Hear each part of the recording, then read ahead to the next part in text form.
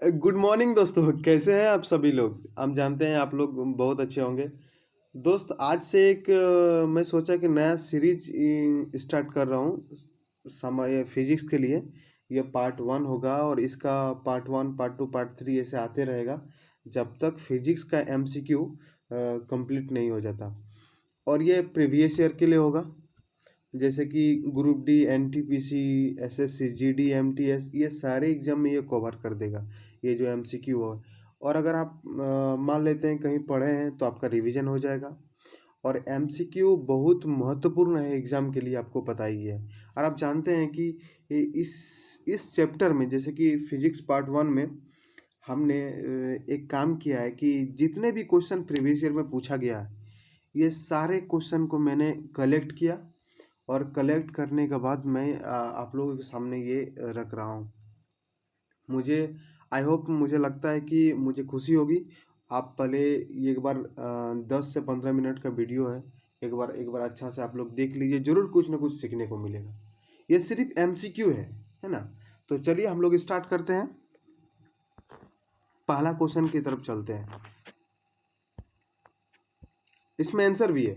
और मेन बात पता है क्या है कि आपको सब कुछ इसमें आंसर भी देखने को मिलेगा। आप कितना जानते हैं कितना नहीं जानते हैं आपको पता चल जाएगा। चलिए हम स्टार्ट करते हैं। एक माइक्रोमीटर किसके बराबर होते हैं। तो एक माइक्रोमीटर आप जानते हैं कि डेसी, सेंटी, मिली, माइक्रो, 10⁻⁻1, -2, -3, फिर -6, -9 ऐसे बढ़ते जाता है ना। तो आपको ये माइक्रोमीटर का मतलब क्या होता है, ये ऑप्शन ए आंसर होगा, 10⁻⁻6 मीटर के बराबर होगा। अब ये क्वेश्चन सेकंड देखिए कि विद्युत आवेश एक ऐसा मात्रक क्या है। विद्युत आवेश का ऐसा मात्रक क्या है, ऑप्शन बी देखिए। ऑप्शन बी राइट आंसर होगा। इसका आंसर क्या होगा, कूलम। क्योंकि विद्युत आवेश का ऐसा मात्रक कूलम होता ही है। ये आप जानते हैं कि वोल्ट, केल्विन, ये अलग अलग किसी के ऐसा मात्र होते हैं। अब चलिए क्वेश्चन नंबर 3 को चलते हैं। विस्थापन का ऐसा मात्रक क्या है। विस्थापन एक दूरी है और दूरी का ऐसा मात्रक क्या होता है, मीटर होता है। तो ऑप्शन किस नंबर पे आप देख लीजिए, ऑप्शन किस में, ऑप्शन किस ऑप्शन में है। तो आप बोलेंगे ऑप्शन ए में है, मीटर होगा। अब क्वेश्चन नंबर 4 को देखिए। निम्नलिखित में से किस भौतिक मात्राओं की इकाई एक समान है। भौतिक मात्राओं की इकाई समान है। आप बोलेंगे कार्य या ऊर्जा, बल या दाब, बल या संवेग, बल एवं कार्य। आपको पता ही है कार्य और ऊर्जा का मात्रक सेम होता है, आपको पता ही है। भौतिक मात्रक दोनों का है ना, कार्य का भी जूल और ऊर्जा का भी जूल होता है, आपको पता ही है। तो ऑप्शन नंबर ए से चला जाएंगे हम लोग, है ना, ए सही होगा। क्वेश्चन नंबर 5 की तरफ चलते हैं। प्रकाश वर्ष निम्नलिखित में से किसकी इकाई है। प्रकाश वर्ष किसकी, दूरी का इकाई है, आपको पता ही है। प्रतिरोध की एसआई में क्या क्या है। तो प्रतिरोध का क्या होता है, सबको पता है, ओम होता है। एसआई प्रणाली में प्रतिबल का माप इकाई क्या है। प्रतिबल का आपको पता ही है क्या होता है जी। ऑप्शन नंबर 6 जाएगा, न्यूटन पर मीटर स्क्वायर। यह क्या होता है कि अगर प्रतिबल की बात करें तो कार्य बटा क्षेत्रफल होता है। तो कार्य का क्या होता है, न्यूटन। बल बल का होता है क्या, यानी कि बल बटा क्षेत्रफल। तो बल का न्यूटन और क्षेत्रफल का क्या होगा, मीटर स्क्वायर, है ना। स्ट्रेस। क्वेश्चन नंबर 7 की ओर 8 की ओर चलते हैं, चलिए देखते हैं। विद्युत धारा का ऐसा मात्रा क्या है। तो विद्युत धारा का ऐसा मात्रा आपको पता ही है। विद्युत धारा का ऐसा मात्रा क्या है जी, एम्पियर है, सभी को पता है। शक्ति का इकाई को क्या कहा जाता है। तो ऑप्शन नंबर ए, शक्ति का ऐसा वाट होता है, आपको पता ही है। दाब की ऐसा इकाई क्या है, अभी हम लोग कुछ देर पहले ही पढ़े, है ना, कुछ देर पहले ही पढ़े। तो ऑप्शन नंबर सी के साथ जाएंगे। यह न्यूटन प्रति वर्ग मीटर क्या है। प्रति वर्ग का मतलब क्या होता है, न्यूटन बटा एरिया का स्क्वायर, यानी कि क्षेत्रफल का स्क्वायर, इसलिए उसको प्रति वर्ग मीटर स्क्वायर कहा जाता है। देखिए क्वेश्चन नंबर 11 की ओर चलते हैं। डैश पृथ्वी से लेकर सूर्य तक की अनुमानित दूरी लंबाई की यूनिट है। Option A light years, option B astronomical unit, option C kelvin और ऑप्शन डी जूल। ऑप्शन क्या होगा, बी एस्ट्रोनॉमिकल यूनिट, है ना। और इसके बाद क्वेश्चन नंबर 12 की ओर चलते हैं। बल, फोर्स का ऐसा यूनिट क्या है, आपको पता ही है। बल का ऐसा यूनिट क्या होता है जी, न्यूटन होता है। ऑप्शन नंबर बी के साथ चल जाएंगे। न्यूटन मीटर स्क्वायर पर केजी स्क्वायर का SI मात्रक क्या है? ये आपको पता है कि ए क्या होता है? दबाव का। ऑप्शन बी संवेग का। ऑप्शन सी गुरुत्वाकर्षण के कारण हुआ त्वरण या गुरुत्वाकर्षण के सार्वभौमिक नियतांक होते हैं। और ये इसमें आपको पता ही ऑप्शन डी आंसर होता है, क्योंकि गुरुत्वाकर्षण का सार्वभौमिक नियतांक होते हैं ना। चलिए क्वेश्चन नंबर 14 पे चलते हैं। प्रतिरोध की ऐसा मात्रक क्या है? तो प्रतिरोध की ऐसा मात्रक क्या होता है जी? ओम मीटर होता है। निम्नलिखित में से किन दो भौतिक राशियों की इकाई एक ही है? तो ऑप्शन नंबर बल और उत्प्रेक्षित बल, है ना। 15 नंबर हो गया। 16 नंबर देखिए, मीटर पर सेकेंड स्क्वायर निम्नलिखित में से किसकी SI इकाई है? तो ऑप्शन ए वेग, ऑप्शन बी गति, ऑप्शन सी बल और ऑप्शन डी त्वरण। तो क्या है? मीटर पर सेकंड स्क्वायर त्वरण का मात्रक है, आपको पता ही है। चलिए क्वेश्चन नंबर 17 की ओर चलते हैं। डैश की SI मात्रक न्यूटन है। ऑप्शन ए वजन त्वरण, वजन या बल, ऑप्शन सी वजन या द्रव्यमान, या वजन या संवेग। तो ऑप्शन क्या होगा? बी होगा, वजन। और बल का SI मात्रक क्या होता है? न्यूटन होता है। निम्नलिखित में से कौन सी तापमान की SI इकाई है? निम्न में से कौन सी तापमान की SI इकाई है? तो आप क्या बोलेंगे? Option A degree, option B Celsius, option C Fahrenheit और ऑप्शन डी केल्विन। तो ऑप्शन डी के साथ चल जाएंगे हम लोग। केल्विन होता है, तापमान का केल्विन होता है, सबको पता है। दी गई भौतिक राशियों में से क्या सापेक्ष राशि नहीं है?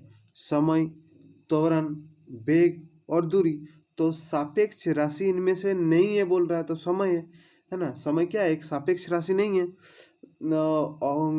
अब क्वेश्चन नंबर 20 पे चलते हैं। एक एटमॉस्फेरिक प्रेशर बराबर कितने पास्कल के बराबर होते हैं? तो ऑप्शन ए को देखिए, इसमें आपको डिजिट को याद रखना पड़ेगा, इसमें कोई उपाय नहीं। तो आप जानते ही है क्या होता है? 1.01 10⁵ पास्कल के बराबर होता है, जो ऑप्शन ए के साथ चला जाएगा। कार्य का मात्रक आपको पता ही होता है, जूल होता है। कार्य का मात्रक क्या होता है? जूल होता है। निम्नलिखित में से कौन सा मात्रक सुमेलित नहीं है? मतलब ये बोल रहा है कि इसका ऐसा मात्र होगा और इनमें से एक गलत होगा। यानी कि डेसिबल ध्वनि की प्रबलता इकाई है, अश्व शक्ति की इकाई को मापता है, या समुद्र में नौ संचालन के दूरी की इकाई को मापता है। डबसन उष्मा, डबसन नहीं मापता है ना। ध्वनि की तीव्रता को डबसन मापता है ना। तो ऑप्शन क्या हो जाएगा? ऑप्शन डी हो जाएगा। भार का ऐसा इकाई क्या है? ऑप्शन 23 का। चलिए क्वेश्चन नंबर 23 को देखिए। भार का ऐसा इकाई क्या है? तो ये भार का जानते हैं क्या होगा? Option A kilogram, option B newton, option C gram और ऑप्शन डी क्या हो जाएगा? डाइन। तो कौन सा ऑप्शन बी के साथ जाएंगे? भार का न्यूटन होता है ना। संवेग का ऐसा इकाई कौन सी है? तो संवेग का पता ही है ना, मास इंटू वेलोसिटी। तो केजी होगा और मीटर पर सेकंड जो भी होगा वही आंसर होगा, क्योंकि मास इंटू वेलोसिटी होता है। तो ऑप्शन क्या होगा? बी। तो बी का ऑप्शन कौन वाला है? बी है, मतलब केजी मीटर पर सेकंड हो जाएगा। चलिए आगे क्वेश्चन की ओर चलते हैं। क्वेश्चन नंबर 25, उद्योग में शक्ति की इकाई क्या है? तो उद्योग में शक्ति की इकाई क्या होगा? डी आंसर, अश्व शक्ति के साथ मापा जाता है। निम्नलिखित में से किसकी कोई इकाई नहीं है? तो ऑप्शन क्या हो जाएगा? बी, सापेक्षिक घनत्व का कोई इकाई नहीं होता है। आपको ये क्वेश्चन बहुत इंपॉर्टेंट है, ये बार बार पूछता है एग्जाम में कि निम्नलिखित में से कौन सी भौतिक इकाई नहीं है? तो क्या होगा? निम्नलिखित में से किसकी कोई इकाई नहीं है? तो सापेक्षिक घनत्व का कोई इकाई नहीं होता। प्रदीप्त के माप ल्यूमिनेशन है कि माप निम्नलिखित में से किसका उपयोग करके की जाती है? तो ऑप्शन क्या हो जाएगा यहाँ? सी, या प्रदीप्त मिली वोल्ट मीटर, या एस्ट्रोबोस्कोप, या लॉक्स मीटर, या पीएच मीटर। ऑप्शन क्या होगा? Lux meter. प्रदीप्त का ऐसा मात्र लक्स मीटर होता है, सिंपल सी बात। आवेग का मात्रक है, आवेग का क्या होगा? न्यूटन सेकंड, ये सबको पता ही है ना, न्यूटन सेकंड होता है। अब क्वेश्चन नंबर 29 पे चलते हैं। निम्नलिखित में से किसकी इकाई ऊर्जा की इकाई के समान है? तो ऑप्शन क्या हो जाएगा? ए शक्ति, ऑप्शन बी घनत्व, ऑप्शन सी कार्य और ऑप्शन डी बल। तो क्या हो जाएगा, ऑप्शन सी के साथ चला जाएगा, है ना। ऊर्जा की इकाई के समान है तो कार्य होगा। सूची देखिए, यहाँ पे देखिए क्वेश्चन को समझिए। क्वेश्चन नंबर कितना था, ये देखिए आराम से देखिए। सूची 1 और सूची 2 से सम्मिलित करके नीचे दिए गए कूट सही विकल्प का चयन करें। देखिए सबसे पहले आप ध्यान दीजिए कि त्वरण का क्या होता है, मीटर पर सेकंड 1 का 3 होगा। तो 1 का 3 देखिए क्या कौन वाला 1 का 3 है, तो 1 का ऑप्शन सी 1 का 3 होगा, है ना। ऑप्शन ए ही आंसर होगा, पहला ही ऑप्शन मिल रहा है ना। सी 1 का 3 पहले एक ही काज मिल रहा है ना। और न्यूटन सेकंड अब एक बी, तो डी का 2 होगा, डी का 2 होगा, है ना। डी का 2 बिल्कुल सही, ऑप्शन ए आंसर हो जाएगा। जो ऑप्शन है 3 4 1 2 आंसर हो जाएगा। कोणीय विस्थापन का मात्रक है। कोणीय विस्थापन का मात्रक क्या होता है जी, रेडियन। रेडियन हम लोग पढ़े ही है। एक पारसेक निम्नलिखित में से किसके बराबर होता है, 3.26 प्रकाश वर्ष के बराबर, ये आपको पता ही है। और 1 नैनो सेकेंड जो वो पढ़ रहे थे अभी, deci centi milli micro nano 10⁻⁹ के बराबर होता है, आपको पता ही है। तो ऑप्शन नंबर क्या हो जाएगा, डी हो जाएगा। यहाँ पे देखिए कंफ्यूज करने के लिए आपको ऑप्शन बी भी दिया है, लेकिन जब ये बट्टे नीचे आता है तो ऊपर जाएगा तो फिर 10⁻⁹ हो जाएगा, तो इसलिए ये गलत हो जाएगा।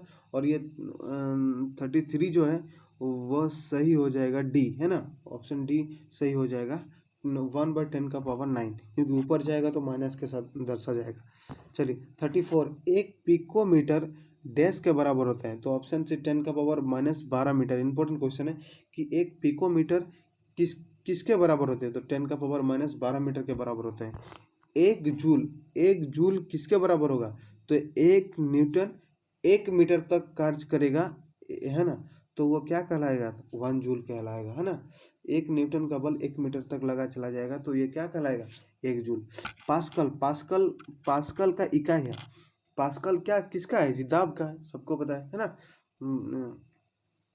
कैंडेला मात्रक है। किसका कैंडेला मात्रक होता है, ज्योति तीव्रता का। ज्योति फ्लक्स का नहीं होता है, ज्योति प्रभाव का नहीं होता है, ज्योति दाब का नहीं होता है। ज्योति तीव्रता का क्या होता है, कैंडेला, है ना, इसका मात्रक होता है। पारसेक इकाई किसकी, तो पारसेक किसकी इकाई है जी, दूरी की। देखिए ये जो हमने previous year question MCQ start किया है, अगर मान लेते हैं कोई पहले इस चैप्टर को पढ़ लिया है तो उसका रिवीजन हो जाएगा। और आपको पता ही है कि एग्ज़ाम के लिए एमसीक्यू बहुत इंपॉर्टेंट है। अगर आप एग्ज़ाम में एमसीक्यू नहीं करके जाएंगे तो आपका एग्ज़ाम क्रैक ही नहीं हो सकता है। तो आपको 10 से 15 मिनट लगेगा, आप एमसीक्यू को देख लीजिए। और आप इस वीडियो को देखने के बाद सबसे पहला काम किया आपका कितना सही हुआ आप कमेंट बॉक्स में लिखेंगे, कितना गलत हुआ ये भी ईमानदारी से लिखेंगे, है ना, कमेंट बॉक्स के ऊपर लिखेंगे। और अगर आपको अच्छा लगे तो आप सब्सक्राइब लाइक आपको जो भी मन कर दीजिएगा। और एक बात ध्यान दीजिए, ये हम जैसे कि चैप्टर 1 लाए ना, ऐसे हम फिजिक्स का पूरा कंप्लीट PYQ लाएंगे और आपको मज़ा आएगा। आप वीडियो देखिएगा और ये आपके लिए बहुत इम्पोर्टेंट होगा और आपके एग्ज़ाम के लिए ये बहुत हेल्प करेगा। Thank you, all the best भाई। आप लोग अच्छे से पढ़ाई कीजिए और अच्छे से ध्यान दीजिए। Thank you.